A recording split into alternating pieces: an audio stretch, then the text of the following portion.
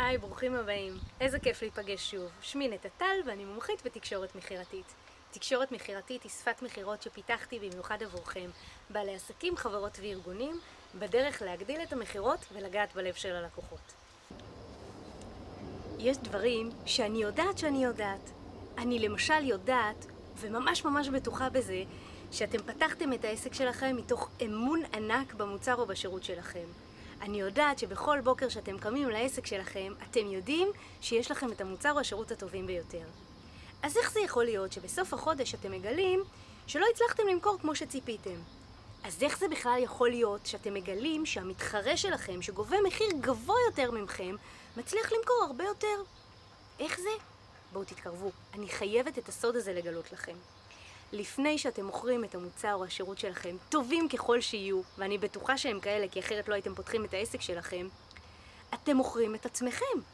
אתם מוכרים ללקוח שלכם את שמחת החיים, את האנרגיה, את התשוקה שלכם, את האמונה שלכם שהמוצר שלכם באמת יכול לעשות לו שדרוג בחיים. שתדעו שלפני שאתם מוכרים את המוצר או השירות שלכם, הלקוח קונה אתכם. כן, הלקוח קונה אתכם. זה טיפ מאוד משמעותי שמשדרג את החשיבה שלכם לגבי המכירה. כי אם תשקיעו באנרגיה, בשמחת החיים, באמינות שלכם, בכנות שלכם, הלקוח כבר לא ייתן דגש רב למחיר. הלקוח הולך וקונה אצל המתחרה שלכם מכיוון שהוא הצליח למכור את עצמו טוב יותר ממה שאתם הצלחתם למכור את עצמכם.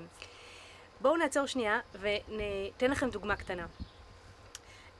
האם קרה לכם שהייתם צריכים לחדש את הביטוח לרכב או לבית, ויש לכם סוכן ביטוח שאתם כבר שנים רבות עובדים איתו? האם הרמתם טלפון והתחלתם לעשות סקר רציני ומקיף אצל סוכני ביטוח אחרים כדי להכיר אותם ולגלות אודותם אם הפוליסה שהם ימכרו לכם תהיה זולה יותר? בדרך כלל זה לא גורם שמשפיע עליכם בתהליך הרכישה של הפוליסה. מה שחשוב לכם הוא סוכן הביטוח עצמו ולא הפוליסה.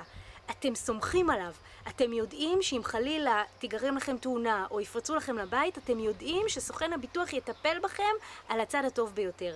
לכן לפני שאתם קונים את הפוליסה, אתם קונים את הסוכן עצמו.